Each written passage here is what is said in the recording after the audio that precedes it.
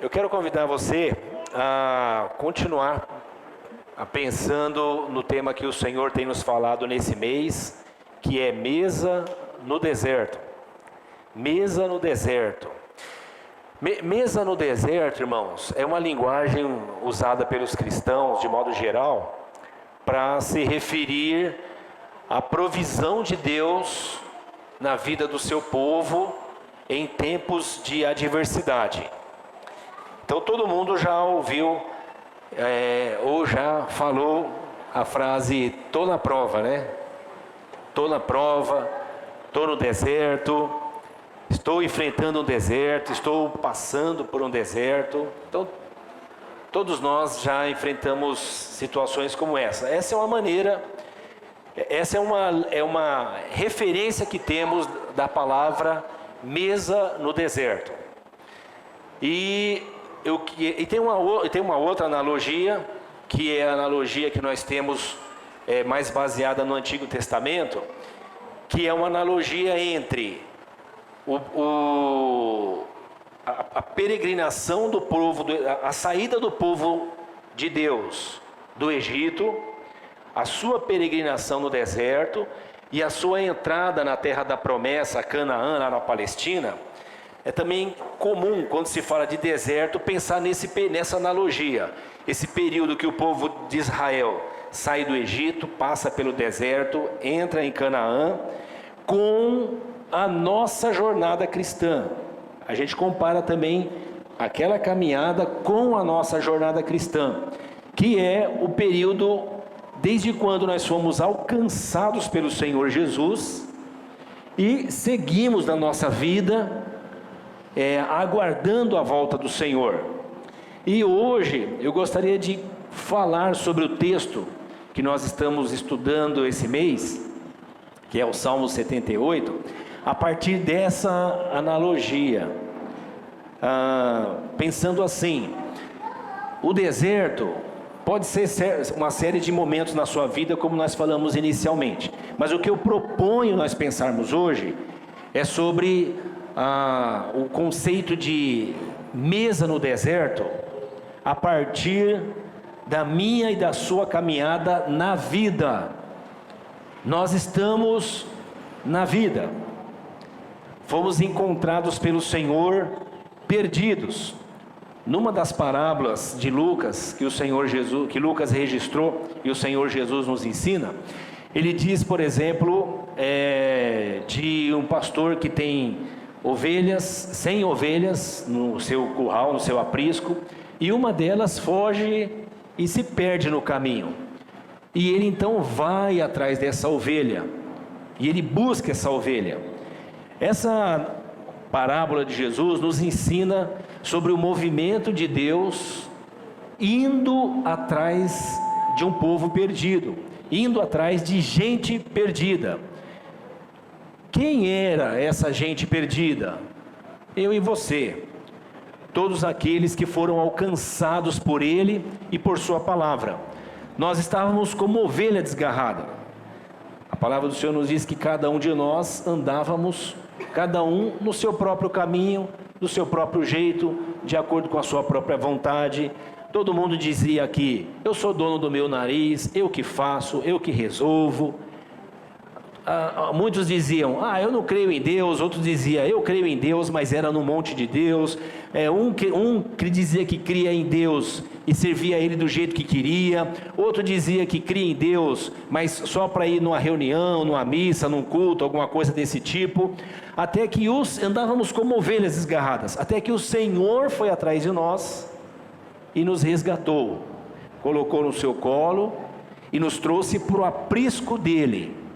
Ele, quando está conversando com seus discípulos, ele diz assim, na sua oração, ele fala: há muitas ovelhas que não são desse aprisco. Ele está falando com o povo dele, os judeus, com seus discípulos, gente que andou com ele, que viu ele, que estava ali na Palestina, descendentes de Abraão.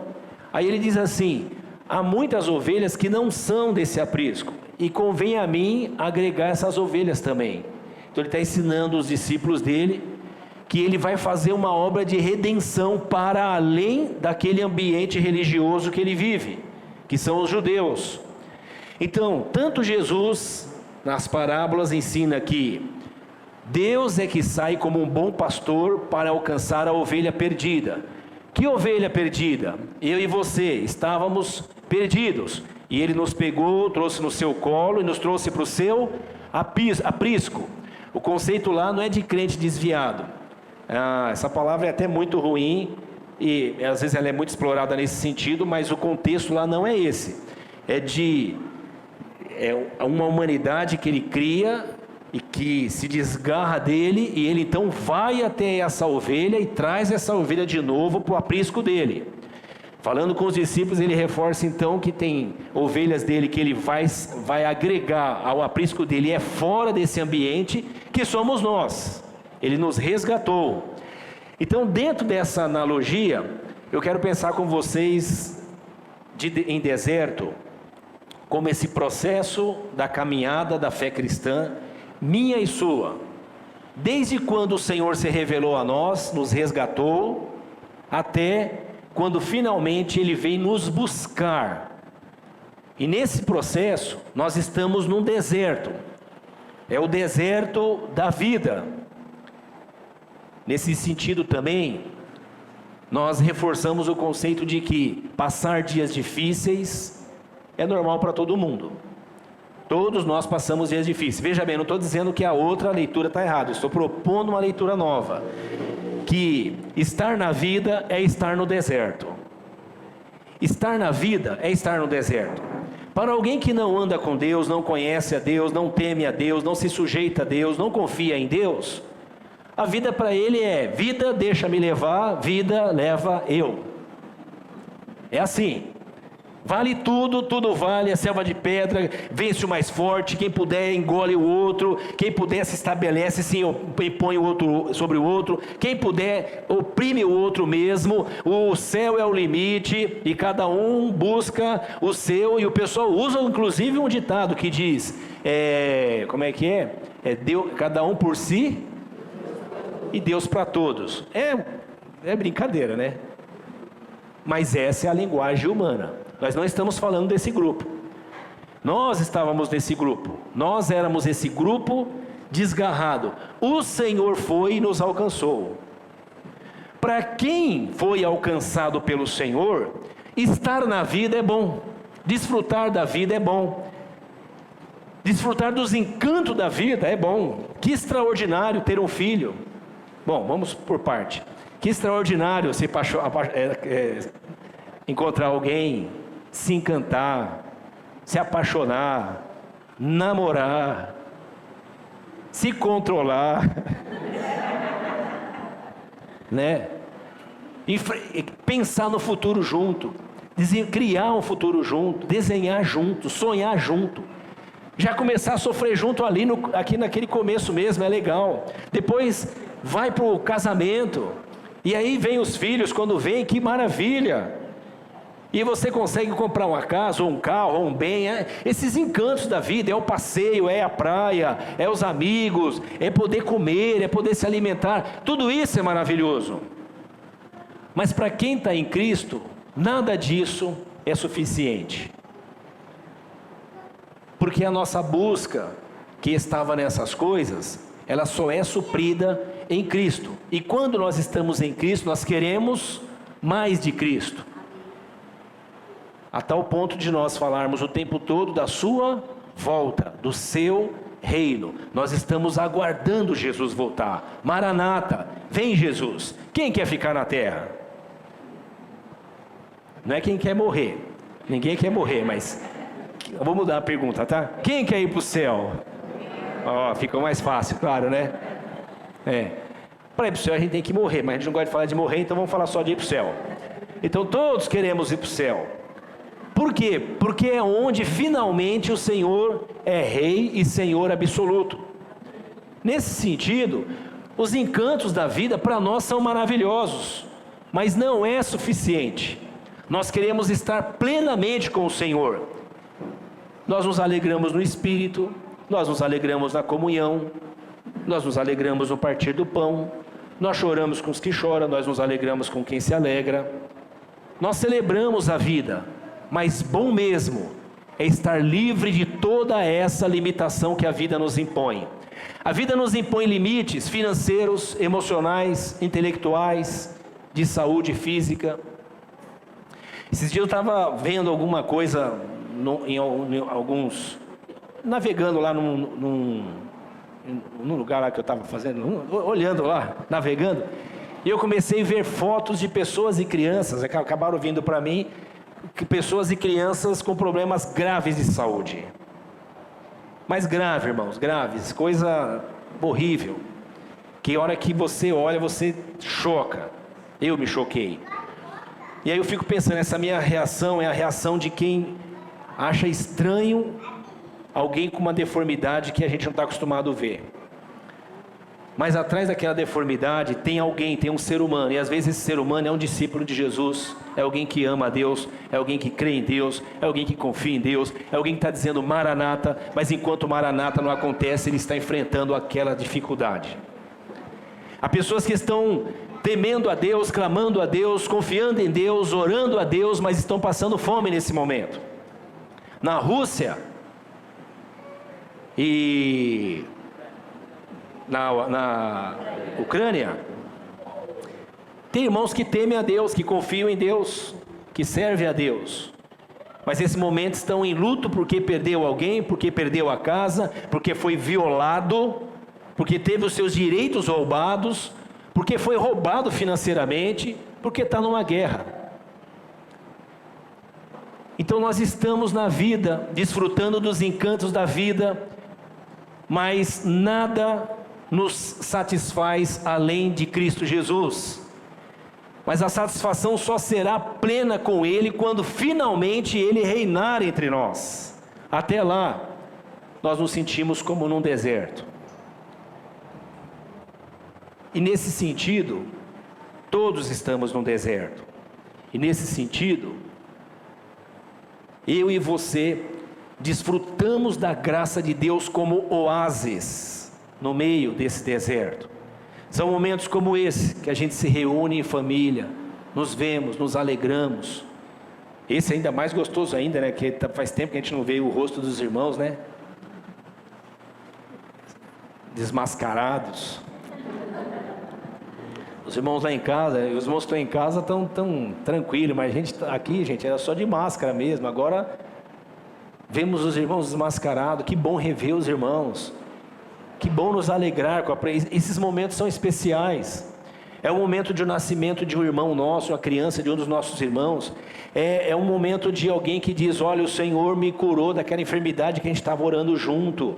São esses momentos de celebração que nós temos, são extraordinários, mas eles são como oásis. Eu e você estamos aqui, o Senhor está com você aí, irmão? Você tem certeza disso?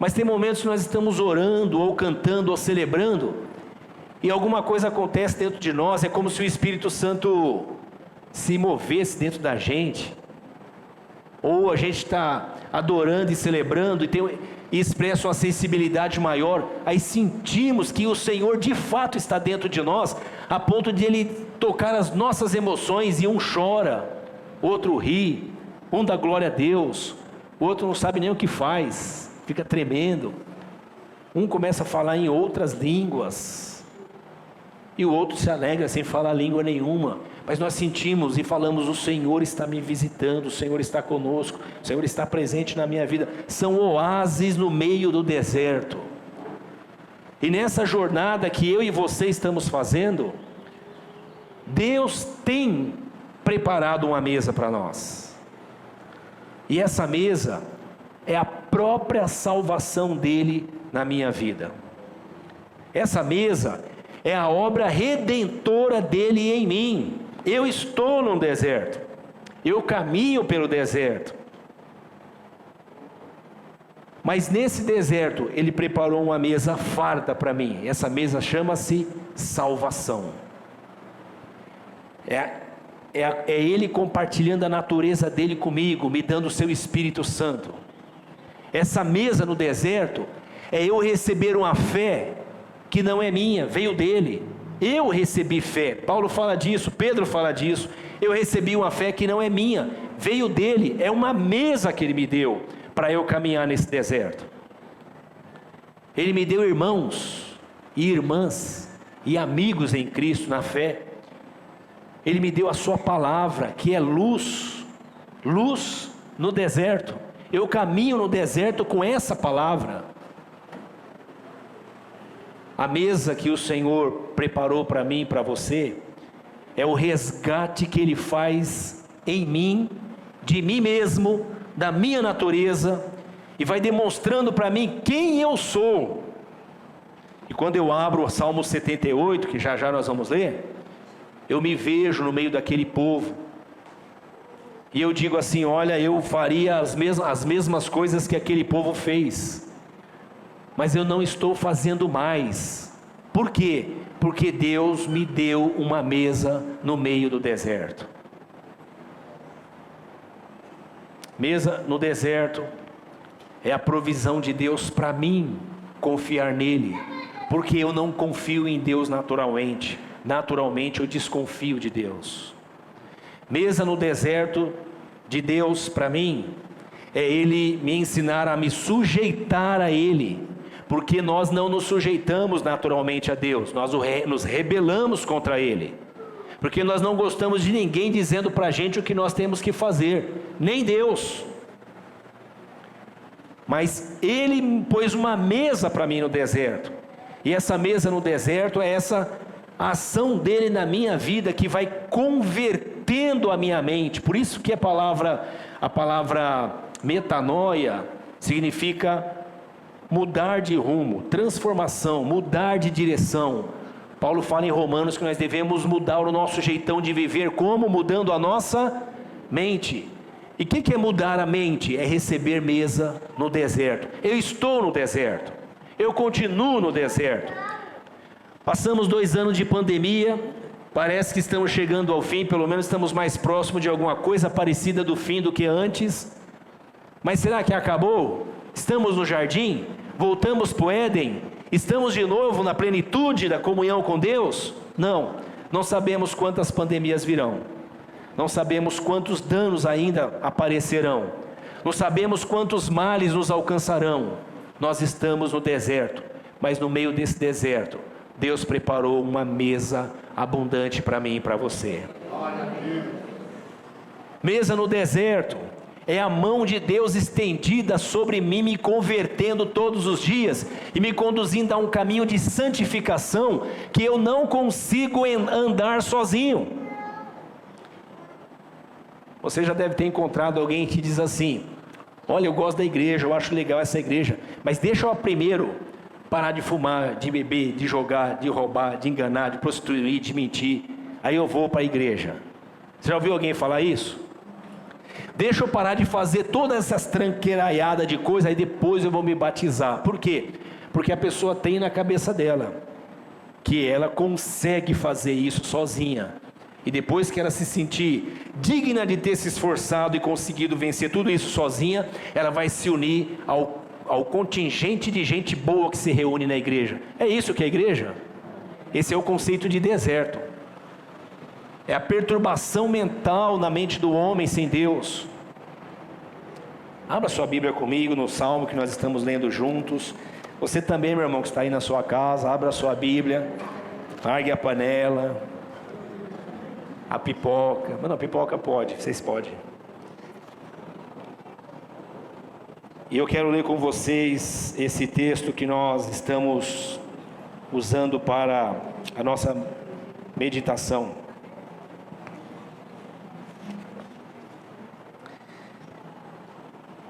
Eu e você devemos nos alegrar no Senhor, irmãos. Alegre-se no Senhor. Alegre-se no Senhor. Alegre-se no Espírito Santo, meu irmão, minha irmã. Alegre-se no Senhor, minha querida, meu querido que está em casa. Alegre-se no Senhor, porque o Senhor preparou uma mesa para nós. Como é bom estar sentado à mesa com o Senhor. Ele nos chamou para a mesa dele. A mesa da comunhão é estarmos andando em comunidade, é estarmos andando juntos. Mas eu quero ler com vocês o texto de Salmos. E antes lembrar que o escritor dos Hebreus, o livro dos Hebreus, diz que tudo que foi escrito no Antigo Testamento, tudo que se registrou no Antigo Testamento, que é o registro da história da revelação de Deus ao povo hebreu, e o comportamento deles em relação a Deus, e o comportamento deles no deserto, e o comportamento deles na entrada da Canaã, na Palestina, o registro de tudo isso, diz o escritor do livro dos Hebreus, é uma lição, é uma instrução, é uma analogia, é uma referência, é um modelo, é uma história que realmente aconteceu, mas que foi registrada para servir para mim e para você como lição. Para mim e para você quem? Para mim e para você que hoje temos mesa no deserto. Que estamos no deserto, mas temos uma mesa farta. O Senhor se revelou para o povo dele no Antigo Testamento, de maneira extraordinária. E alguém diz: como é possível alguém não crer em Deus depois de tanto milagre? Como é? É só não nascer de novo. É só não nascer de novo que não vai crer em nada que Deus faz. Vai desfrutar, mas não vai crer. Tudo bem? É só não nascer de novo que nós não cremos nesse livro. Tem muita gente que diz que crê nesse livro e já está se desfazendo dele agora. Nós estamos numa onda, irmãos, fortíssima, de desconstrução de tudo que está escrito aqui. E tudo isso para ficar bonito na foto e parecer mais humano do que o Evangelho de Jesus nos ensina.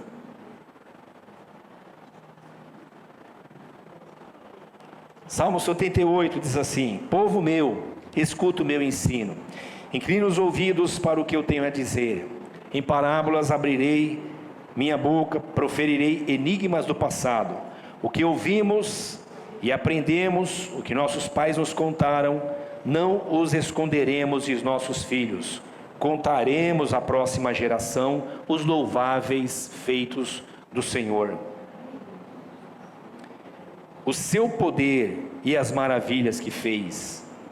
Ele decretou estatutos para Jacó e em Israel estabeleceu a lei e ordenou aos nossos antepassados que a ensinasse aos seus filhos, de modo que a geração seguinte conhecesse também os filhos, a conhecesse, e também os filhos que ainda nasceriam, e eles por sua vez contassem aos seus próprios filhos.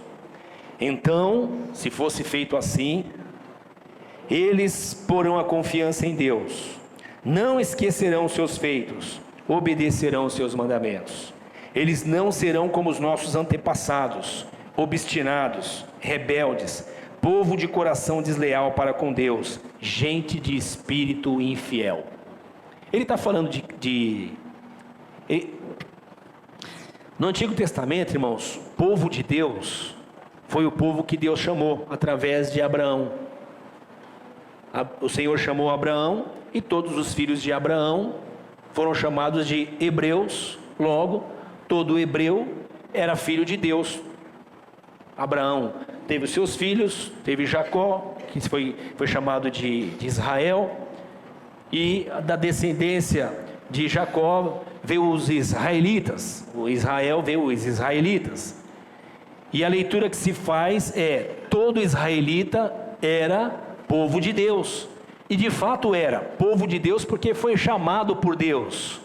Mas Paulo nos diz que mesmo lá, entre o povo hebreu, entre os israelitas, Deus olhou para aquele povo, e para esse Deus, nem todo israelita de sangue era israelita de verdade, porque israelita de verdade era aquele que confiava no Deus de Israel, mas nem todos que estavam lá confiavam no Deus de Israel.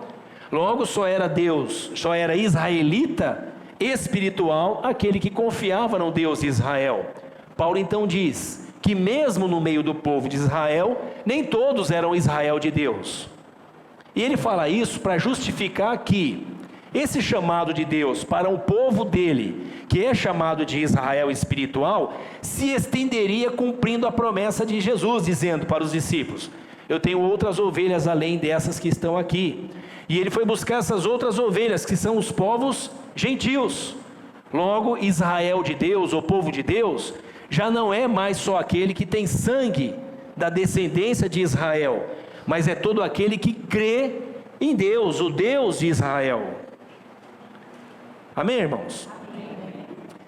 Então, o escritor do livro dos Hebreus nos ensina que todos os fatos que aconteceram com o povo do deserto servem de ilustração para nós, para que nós, que somos povo de Deus, Israel de Deus, tiremos de lá lições para a nossa vida.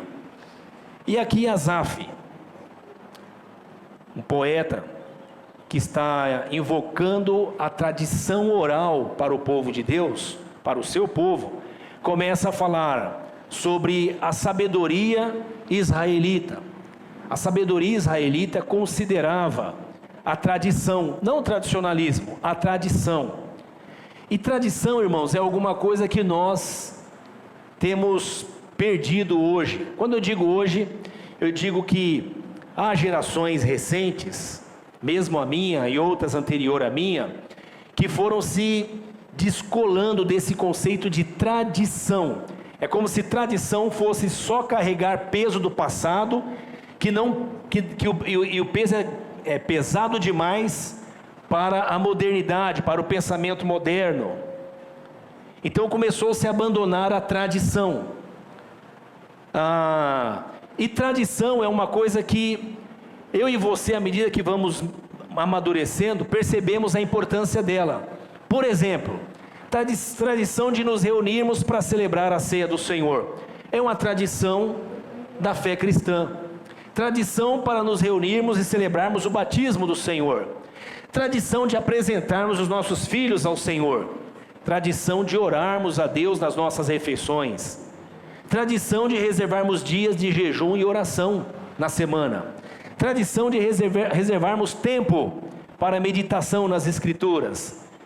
E todas essas, tradição, por exemplo, de unir-se diante da igreja de Deus. Tradição de pedir a bênção de Deus e comunicar à igreja as decisões que estamos tomando, e afeta a vida da igreja porque vivemos em comunidade. Essas tradições vão ficando para trás, elas vão se tornando como que obsoletas, e nós vamos deixando de absorver essas tradições, e vamos deixando de passar por nossos filhos. E o que justifica isso hoje é que há uma sabedoria moderna, há uma inteligência moderna, há hoje um centro de informação moderno que é o Google, que preenche todas as respostas que nós temos, para as questões que nós temos na vida. Logo, a tradição é descartada. E nós não passamos nem 50 anos de que essas coisas começaram a acontecer, e hoje nós encontramos pais e mães que não sabem como é ser pai e mãe, porque abandonaram tradições simples, que não trouxeram dos seus antepassados. Não passou 50 anos dessas transformações, e nós já não sabemos direito como que é educar. Hoje são milhares os cursos para formar educadores, porque nós precisamos de modos novos de educar. Simplesmente porque se perdeu a referência tradicional de autoridade. Alguém que ensina tem autoridade sobre você. Mas o pensamento novo diz: autoridade nada, eu vou no Google e está tudo resolvido. Esse velho, essa velha aí pensa que só porque é velho, fez uma faculdade e sabe mais do que eu tenho a fonte que é o Google. E essa tradição se perde. Qual o problema disso? Nenhum, se não chegássemos ao ponto hoje de não termos mais referência de autoridade, de quem é que transmite a quem o conhecimento. Quem é que transmite a quem o conhecimento? Isso afeta, por exemplo, a nossa sociedade hoje de tal maneira que as escolas hoje é quase que um depósito de gente que vai sendo transferida de um ano para o outro, e tem bastante gente lá absolutamente comprometida e que extraordinária, e glória a Deus pela vida dessas pessoas, e tem outros lá que deixaram a tradição. Tradições, irmãos, que nós vamos perdendo, como orar junto, orar numa refeição. Tradição que vamos perdendo, como a tradição de que os mais velhos têm sabedoria. O poeta aqui está dizendo: nós não vamos fazer isso. nós vamos trazer à memória, nós vamos passar para os nossos filhos aquilo que nós recebemos dos nossos antepassados. Em troca da tradição, hoje se cultua a sabedoria moderna. E glória a Deus pela sabedoria moderna, mas calma, ela é nova demais para substituir uma sabedoria ancestral. Na sabedoria israelita, que ainda hoje é presente e deveria servir de lição para nós, eles estão dizendo: nós vamos passar para os nossos filhos o que recebemos dos nossos antepassados. Sabedoria ancestral. Qual é a sabedoria ancestral que eu e você temos? Bom, sem fazer muitos comentários aqui, uma que nós podemos lançar mão é essa aqui, sabedoria da palavra de Deus. Nós vamos passar para os nossos filhos a respeito da fidelidade de Deus. Filho, Deus é fiel. Pai, Deus não existe. Deus é coisa de quem não tem respostas da ciência. Deus é uma resposta desesperada daqueles que não conseguem encontrar resposta na matemática, na física, nas ciências. E não tem problema, se continua passando a tradição para o seu filho. Como? Mostrando para ele que você ora ainda ao Deus que ninguém vê, que você lê ainda o livro do Deus que ninguém vê, que aliás está esquecido na estante de muito discípulo de Jesus. Tradição de pedir a bênção de Deus quando nós tomamos decisões, tradição de celebrar a comunhão como nós estamos fazendo agora. Eu lembro que uma pessoa alguns anos atrás me chegou, marcou uma reunião, e quando fomos conversar, a pessoa me disse assim: olha, pastor, eu preciso de ajuda, meu filho de 9 anos não quer mais congregar. Eu falei: o quê? Quantos anos? 9. Não quer mais congregar, não quer mais saber de Deus. E aí? Eu não sei o que fazer.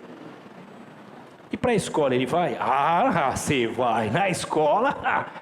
Para a escola tem que ir. Mas para ouvir a palavra do Senhor, você não quer traumatizar ele. Isso. Não posso traumatizar ele. Mas para a escola ele vai. Por quê? Porque esse negócio de igreja é uma historinha do café com leite. Já falei para vocês que a igreja é café com leite? O assunto de igreja, o assunto de fé, o assunto de comunhão é café com leite. É mais ou menos assim. Quando a gente era criança, eu ia brincar lá com meus irmãos. Aí você não sabe correr como eles, não sabe entender a brincadeira como eles. E para não ficar chorando, eles falam: tá bom, vai, entra na brincadeira aí, mas você é café com leite. Você está na brincadeira, está na área, está na pista, mas não conta. Para muita gente, igreja é café com leite. Ser igreja, ser comunidade da fé é café com leite. Por quê? Acabou o fim de semana, a vida começa de verdade. E no fim de semana é café com leite. Nós somos crentes, eu confio em Deus, mas não é assim, aquela coisa, porque no dia a dia é muito problema para resolver e a gente nem leva muito em conta disso. Tem muita gente vivendo assim, porque esquece a tradição. Nós estamos vivendo dias, irmãos, preocupantes a respeito dos nossos filhos. Meu filho de Benjamin tem 7 anos. Eu fico pensando como que nós temos que fazer agora para abordar e ensinar ele, passar a tradição da fé cristã para ele, numa outra linguagem mais acessível para ele, diferente da que eu fiz com o Tiago, meu filho. Mas ele acessa o YouTube, ele acessa outras mídias, e ele acessa o universo virtual, ele vai receber influências, e nós ficamos pensando como que nós vamos cuidar dele assim. As influências, irmãos, sobre os nossos filhos, elas vão minando a partir do nosso ninho de amor, que é a casa, a televisão, o smartphone, elas vão minando as nossas relações. E o que vai fazer? Quebra o smartphone, quebra a televisão, põe um cadeado, amarra seu filho, fecha o olho dele, proíbe? Não, passa como Asaf fez. Nós não calaremos a nossa boca, nós vamos transmitir a tradição que recebemos dos nossos ancestrais, sabedoria de Deus, palavra de Deus. É esse evangelho que você vai injetando nos nossos filhos. Para quê? Para que eles temam ao Senhor e não sejam uma geração obstinada, de coração duro, incrédula, infiel, revoltada contra Deus. Bom, sobre revolta, eu posso dizer que se o seu filho ainda não ficou revoltado, é capaz que ele fique. Não acha que ele é um ET, não acha que ele é do outro mundo. Revoltado não com você já pode estar até algum tempo, estou falando com Deus. Revoltado com Deus, bravo com Deus, revoltado com a igreja, revoltado com a comunidade da fé, revoltado com essa conversinha de gente pobre, de gente que não sabe, não tem o conhecimento do Google. Calma, se você vacinou ele com a tradição do Evangelho, pode ter certeza, isso vai passar, porque ele vai descobrir que ele está no deserto, e ele precisa de mesa, e mesa que vem do Senhor, porque a mesa da vida não é suficiente. Ele precisa de uma mesa que seja oásis, para o momento da angústia, da solidão, da depressão, da discriminação, da rotulação, para o momento que ele se sentir só, e que nem o pai nem a mãe tem acesso a ele para dar uma palavra de apoio, mesmo que queira, porque ele está fechado, não no seu quarto, mas no seu coração. E lá, ele vai descobrir que tem mesa no deserto, e ele vai redescobrir Deus, e o Senhor, e o Salvador, e o Espírito Santo, e esse papo de Bíblia, esse papo de tradição. Mas eu e você precisamos passar para Ele. 9 anos, reinando na casa, meu Deus, o que é isso? 9 anos, reinando numa casa. Ainda bem que não é ninguém daqui. Ele decretou estatutos para Jacó, e em Israel estabeleceu a lei, ordenou aos nossos antepassados que ensinasse aos seus filhos. Nós temos que ensinar aos nossos filhos. Nós temos escola bíblica dominical, mas o pastor na sua casa dos seus filhos é você, mãe, é você, pai. E nós temos parceiros aqui que se ausentam do culto, fazem curso, se preparam, se organizam, estudam para cooperar conosco nessa missão. Nós precisamos salvar os nossos filhos. Nós precisamos vacinar os nossos filhos. Não contra a Covid, não contra a Covid também, por favor. Mas não só contra o Covid, mas contra o veneno de uma sociedade de coração obstinado, dura. Olha o que o texto diz, irmãos. Eles não serão como seus antepassados. Olha, diga aí com você mesmo: meu filho não será como os meus antepassados. Eu vou vacinar ele. Você gosta de vacina? Imagina. Quem gosta de vacina aí, né, irmão? Só a gotinha. Se for gotinha, não. Injeção, não. Eu lembro de uma médica falando para mim: meu Benjamin ia ter que tomar uma bezetacil, tadinho, 2 anos. Eu falei: meu Deus, eu morrendo no... A D saiu, segura ele aí. Eu falei: vou cair no chão já aqui, que bezetacil, 2 anos. Mas pai, se não der, aí ela me falou, eu falei: pode dar, dá no meu peito e manda nele também, que agora pode. Por quê? Pelo resultado. As escrituras, diz o salmista, João nos ensina sobre isso, os profetas, às vezes ela parece que é amarga na boca, né? Quando entra, mas depois traz vigor e traz vida, como mel. Olha que geração ele está falando. Os antepassados, ele está falando: nossos filhos não serão como os nossos antepassados, obstinados, rebeldes, povo de coração desleal para com Deus, gente de espírito infiel. Ele está falando, pessoal, não é de gente de caráterzinho meio torto, que dá para arrumar com uma terapiazinha, não. Pô, terapiazinha não, com uma terapia boa, com um tratamento, não. Ele está falando de natureza ruim, natureza que se rebela contra Deus, natureza que não reconhece a autoridade de ninguém, natureza que quando é confrontado quando é frustrado com um não, aí vira um Hulk, Aquela ovelha vira um leão. Ovelha que eu digo, qualquer pessoa, né? Vira um leão. Gente de espírito infiel. Agora, deixa eu só ler aqui uma anotação que eu fiz, irmão, que essa aqui é antes da oferta. O texto, leia comigo o versículo 17, nós acabamos de ir aqui. Eles não serão como seus antepassados, obstinados, rebeldes, povo de coração desleal para com Deus, gente de espírito infiel. No versículo 17, ele fala sobre a a ingratidão desse povo. Irmãos, nós estamos falando do povo que viu o mar vermelho se abrir, povo que viu a nuvem. O Senhor mandava uma nuvem no deserto sobre o povo para que eles recebessem proteção do sol. À noite, uma coluna de fogo que servia de iluminação. Olha que legal! Iluminação, né? E direção para aquele povo. Aquele povo comeu maná no deserto, né? Não precisou ir no açougue, não precisou ir no mercado. A comida vinha até eles.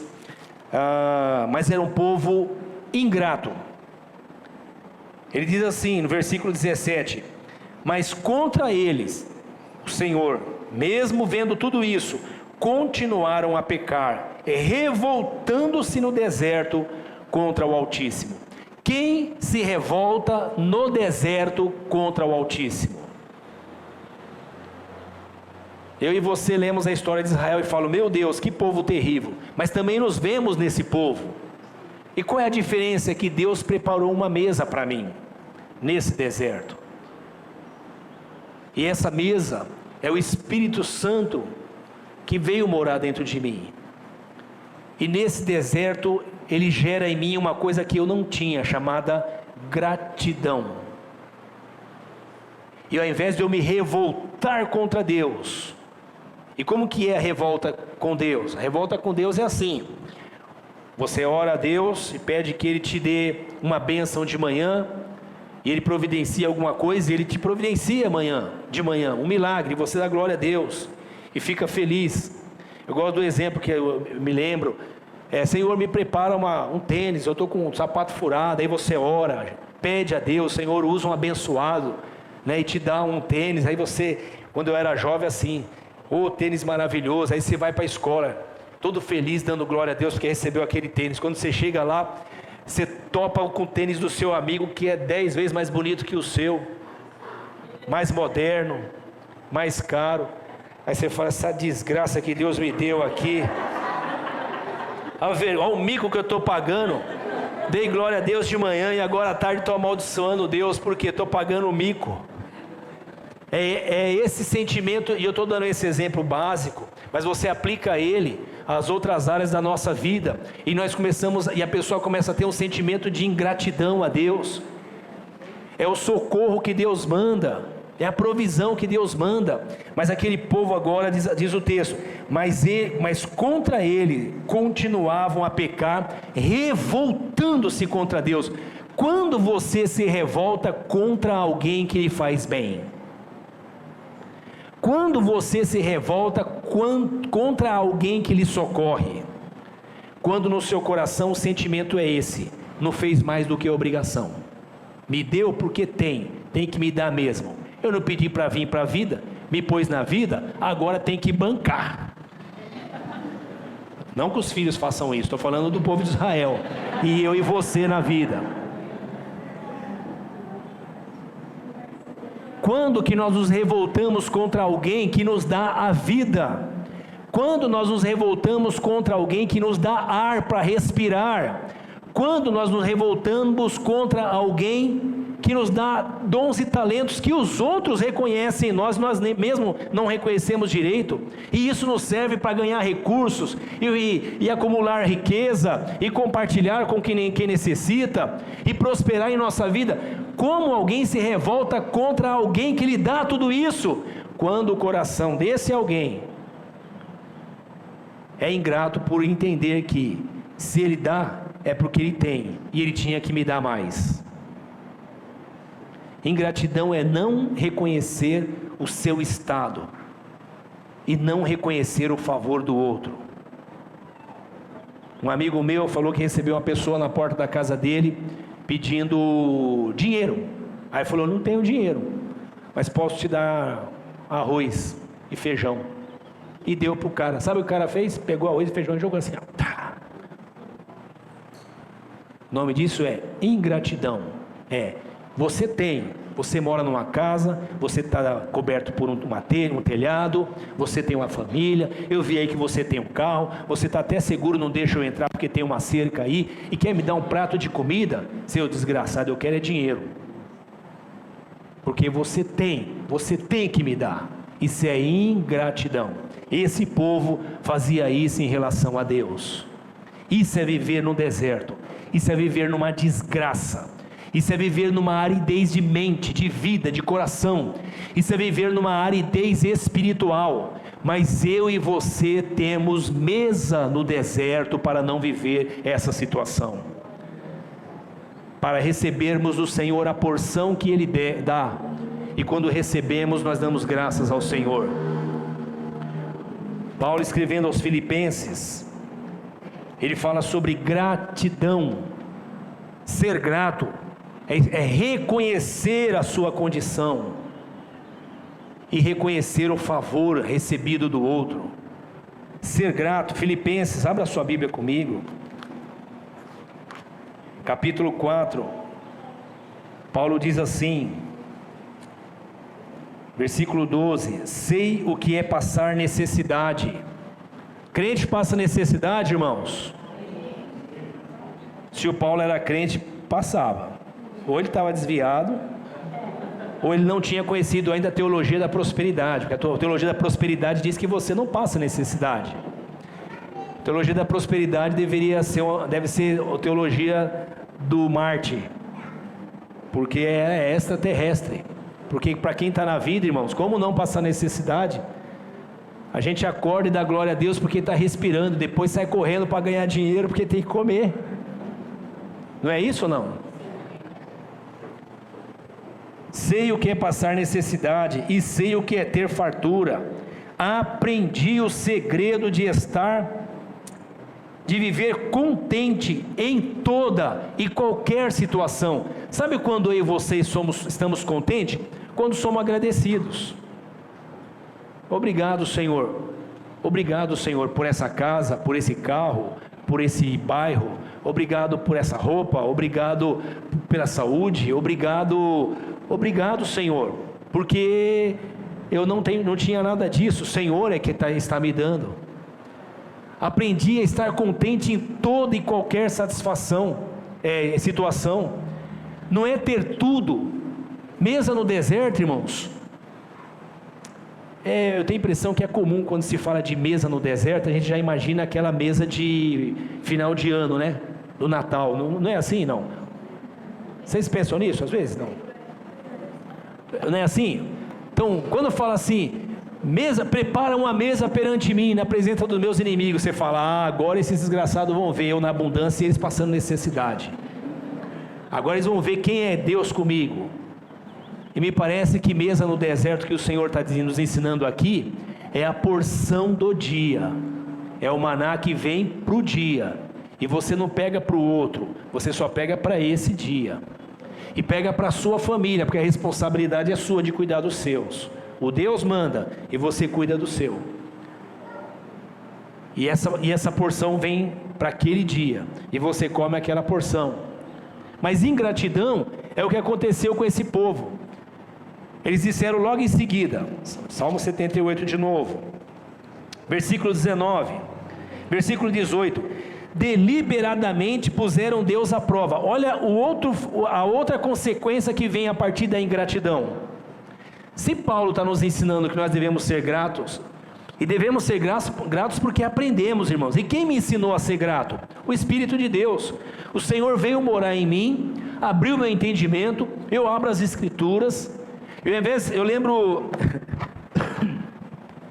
perdão, irmãos, coitada, quando a gente era mais novo, era uma pobreza que dava dó, viu? Eu lembro da minha mãe, ela falava uma coisa para mim que dava até desespero quando ela falava aquilo. ela falava assim, irmão, minha mãe é um exemplo é uma inspiração para a minha vida, viu? É um testemunho e inspiração para a minha vida. Minha mãe falava assim, Moisés, vai no açougue. Meu Deus, dava até desespero. Ela fala assim, era o nome que ela falava. Hoje eu não vejo que existe mais isso, mas acho que na época existia, não sei como é que é. Mas era assim, ela falava, traz acém com osso, mas com pouco osso. Meu, aí era pânico total. Porque eu falava, como que eu vou saber que é pouco osso? Aí, coitado, eu lembro da minha mãe, que tadinha. Ela chegava assim, eu chegava assim, põe na mesa e até saía assim, ó. Ela, pode esperar. Aí ela abria assim, olha aqui, que é sofrimento? Uma mulher cuidar de 10 crianças, né? Sozinho. Ela catava assim e falava, isso aqui que você trouxe. Pegava a carne, brava. E você traz isso e te enganaram. Ela jogava na mesa assim, como você deixou te enganar? Aí hoje eu falo isso rindo. Mas o que é aflição, irmãos? Você com boca para alimentar e compra uma carne que vem osso, mas não pode vir muito osso, e quando vem é feia, e a pessoa fica tão desanimada e frustrada que cata aquilo e joga na mesa, depois vai lá, dá um beijo e senta na mesa, vamos orar para dar graça. Mas isso é gratidão. Joga o osso, não, joga fora não, faz um caldo com osso lá, vamos tomar caldo e um pouco de carne, mas vamos dar graça. E a gente dava graça, isso é gratidão. Aprendi a estar satisfeito em toda e qualquer situação. Claro que depois veio os tempos de mais fartura e até chegou uma picanha, não sei, mas alguma coisa parecida passou por lá. Mas aí vem outro tempo. A ingratidão nos leva a outro comportamento.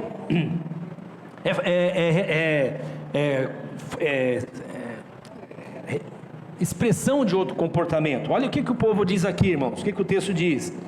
Deliberadamente puseram, versículo 18, deliberadamente puseram Deus à prova, exigindo o que desejavam comer.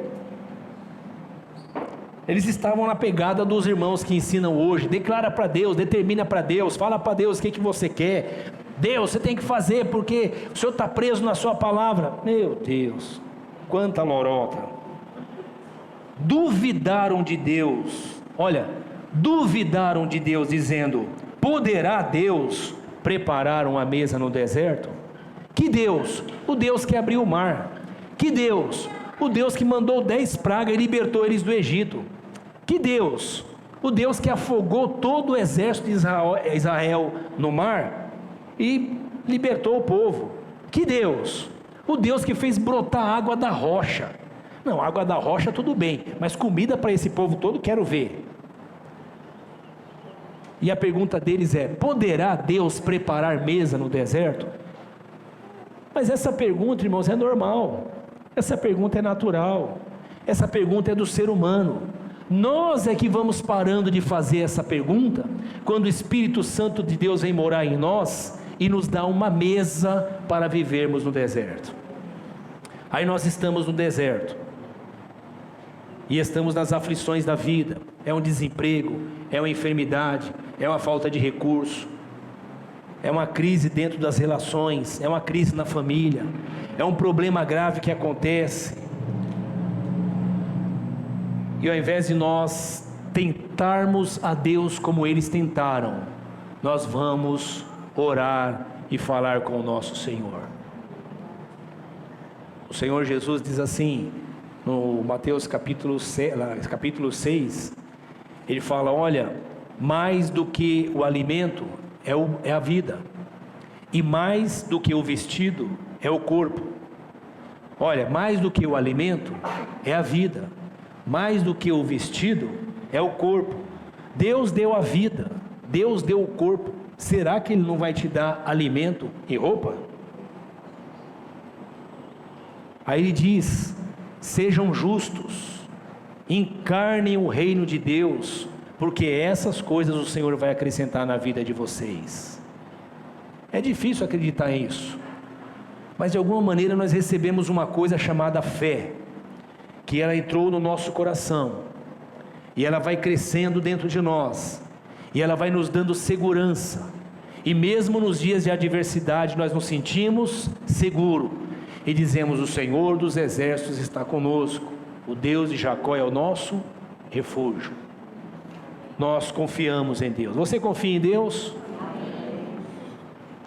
Eu me lembro de pegar um ônibus, e já comentei isso com os irmãos outras vezes, um ônibus lotado antes da pandemia, e encontrei um irmão, e ele começou a conversar comigo, o irmão suado, rapaz, suor escorrendo, dá até aflição de ver o irmão suado daquele jeito, e o olho dele, irmãos, brilhava, um olho, sabe o olho de quem está feliz, apaixonado, já viu o olho de gente apaixonada? Estava com o olho assim, aquele olho brilhando assim, e eu conversando com ele, aquele irmão estava desempregado, e eu conversando com ele, e ele cheio de necessidade, mas os olhos brilhando, ele só falava de Jesus, só falava do amor de Deus, só falava da fidelidade do Senhor Jesus. Sabe o que é isso? É mesa no deserto. Deus preparou uma mesa para nós no deserto. O que será do amanhã? O que será do amanhã para os meus filhos? O que será do amanhã para a minha provisão? O que será do amanhã para a minha casa? O que será do amanhã para a minha família? O Senhor está conosco, Ele nos preparou uma mesa no deserto. Eu vou deitar e eu vou dormir, porque o Senhor me faz habitar em segurança. O Senhor nos deu uma coisa que aquele povo não tinha, que era confiança em Deus. Aquele povo não cria em Deus, só que é normal não crer em Deus.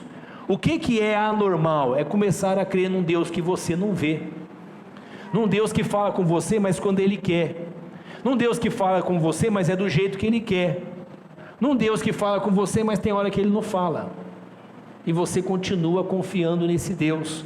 De onde vem isso? Vem dele mesmo, porque Ele preparou uma mesa para esse deserto, para eu e você caminharmos e sermos luz no meio das trevas. Amém, amados? Amém. Bom, eu gostaria de falar mais, mas não vai dar tempo de falar mais. O Senhor, aquele povo, é muito legal, você lê esse texto, o Senhor diz assim, que o Senhor então começou a perseguir aquele povo, irmãos, e matar o povo de doença, de enfermidade. Aí ele diz assim, e quando eu os matava, eles voltavam a buscar o Senhor de novo, e voltavam a jejuar, e voltavam a subir o monte, e começavam a dizer assim, Senhor, minha rocha. Eu estava lendo esse texto, comecei a rir, porque parece um cinema, parece uma imagem do cinema, um filme. A pessoa está amaldiçoando Deus, ela é revoltada contra Deus, ela não quer saber de Deus, ela não confia em Deus. O texto bíblico diz assim, irmãos, que o Senhor mandou provisão para eles, e eles comendo aquelas codornizes, a carne que o Senhor mandou, e se abastecendo, tipo aquela churrascada, mas não estavam gratos a Deus. Eles nem pensavam em Deus, só pensavam em morder a carne. E aí o texto diz que nesse momento o Senhor se irou contra eles e mandou uma praga sobre eles, e começou a morrer gente. E quando começa a morrer gente, aí eles começam a orar de novo e falar, meu Deus, Tu és a minha rocha. Não tinha fé nenhuma ontem, estava revoltado, querendo matar Deus. Agora, Senhor, Tu és a minha rocha. Aí ele fala assim, vocês me buscam, vocês são falsos, vocês são fake. Aí você fala, meu Deus, que povo é esse? É normal isso é do ser humano. Quando isso não acontece? Quando Deus prepara uma mesa no nosso deserto, e essa mesa é essa confiança que Ele dá para mim e para você. E quando nós estamos na prova, na tribulação, na angústia, na dificuldade, a gente vai orar, e a gente pede para os irmãos, não ora por mim. Na semana estávamos orando pela Solange Lopes, que bênção que está aqui hoje, hein, David? Tomou um susto, a pessoa, irmão, internada com anemia. A irmã Sandra Grilo, orando pela Solange que perdeu o irmão, orando por gente que está doente. Mas é assim, nós temos mesa no deserto, nós compartilhamos as nossas aflições com nossos irmãos, e nós sabemos que eles estão orando sim, e nós sentimos o milagre de Deus em nossas vidas, e nós nos sentimos seguros. O Senhor está conosco. Aí chega no domingo, ao invés da gente estar revoltado, xingando, chutando, nós vamos cultuar ao Senhor, porque o Senhor é fiel e cuida de nós. Nós dizemos o Senhor é a nossa rocha, mas não é porque estamos passando fome, é porque Ele nos convenceu que de fato Ele é a nossa rocha. Glória a Deus. Essa é a diferença do temor e do medo. Medo de Deus é aquele que leva a pessoa a fazer promessas e sacrifícios e quer convencer Deus com palavras bonitas. Temor é o simples reconhecimento de quem eu sou e de quem Ele é, e de que os olhos dele estão comigo em todos os lugares, e que eu estou diante dele nu, reconhecendo que Ele é Deus e que eu sou criatura. Eu quero orar com você. Deus nos pôs mesa no deserto, e mesa no deserto não é só abundância, é a porção para nós passarmos esse deserto, até entrarmos na terra que Ele nos prometeu. E temos saudade dessa terra. É uma saudade interessante, porque o Espírito Santo que criou todas as coisas, hoje está dentro de nós, nos dando saudade de um lugar que nós não conhecemos, mas sabemos que estamos indo para lá. Eu lembro daquele hino, né? Irei eu para a linda cidade. Vocês lembram dessa música? É da pré-história. Jesus preparou um lugar para os crentes de toda a idade. No céu eu irei no céu tenho muita saudade das glórias que lá hei de ter. Oh, que gozo vou ter quando eu vir meu Senhor rodeado de grande esplendor. Coisa boa. Glória a Deus. Saudade do céu. Que céu? Você nunca foi para lá. Não tem problema, Ele veio para dentro de mim. Ele veio em mim. O céu é onde Deus está, e Deus está em mim, Deus está em você, e nós estamos com uma mesa no deserto. A aflição da sua e da sua vida não é sinal de que Deus te abandonou, é só sinal de que você está na vida, mas o Senhor nos preparou uma mesa maravilhosa. Quero orar com você. Feche os seus olhos. Se a ingratidão tem batido aí no seu coração, se a insegurança tem batido no seu coração, se a incredulidade tem tentado se te rondar, ore com o Senhor nesse momento e diga: Senhor, eu quero da sua mesa, a mesa que o Senhor preparou para mim, essa mesa no deserto. Você que está em casa, ore conosco. Você que tem passado momentos que só você e o Senhor conhecem, você que nessa pandemia se sentiu absolutamente só e duvidoso a respeito de tantas coisas que você já ouviu da palavra do Senhor. Resista às vozes temerosas e se encha da palavra do Senhor. O Senhor é o nosso pastor, Ele não nos falta. Pai, em nome de Jesus, eu oro com teu filho e com a tua filha nesse momento, agradecidos pela mesa que o Senhor preparou para nós, essa mesa de salvação, essa mesa que nos salva de nós mesmos, que nos salva da incredulidade, que nos salva da ingratidão, que nos salva da infidelidade, que nos salva da rebeldia, da rebelião, que nos salva, Senhor, do medo. Essa mesa que o Senhor nos preparou, que nos traz a fé, que nos traz a segurança para descansar em Ti. Essa mesa que nos traz gratidão para reconhecermos o Seu favor em nós e queremos viver para Ti.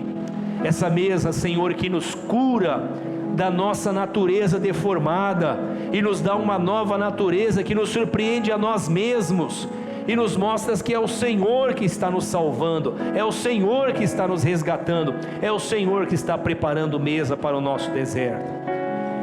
Obrigado, Senhor, porque enfrentamos esse deserto com um coração diferente daquele povo rebelde, obstinado, revoltado, insubmisso. Obrigado, Senhor, porque não colocamos o Senhor à prova. Obrigado porque reconhecemos a sua grandeza e a sua misericórdia. Obrigado porque isso está sendo feito em nós pela sua mão. A sua salvação nos alcançou. E isso nos basta, Senhor. Isso nos é suficiente para concluirmos essa travessia. Somos peregrinos nessa terra, Senhor. Somos peregrinos nessa caminhada que temos da vida, Senhor. E olhamos para esse lugar especial que o Senhor nos preparou, que hoje já nos sentimos antecipadamente em nosso coração, pela presença do Seu Espírito Santo, a alegria e a plenitude desse lugar. Obrigado, Senhor, por nos fazer povo Seu e ovelha do Seu pasto, por essa mesa abundante que o Senhor tem preparado para nós. Em nome de Jesus. Há pão de Deus para a sua mesa, há cura de Deus para a sua enfermidade, há luz de Deus para os momentos de desorientação que você ainda vai enfrentar, há vigor de Deus para os momentos de abatimento que vão aparecer sobre a sua vida, há santidade de Deus para a sua vida nessa sociedade imoral, há integridade de Deus para essa nossa sociedade corrompida. Há a mesa de Deus preparada para você na jornada. Você não está andando só. O Senhor está com você e está te conduzindo nesse deserto. Amém?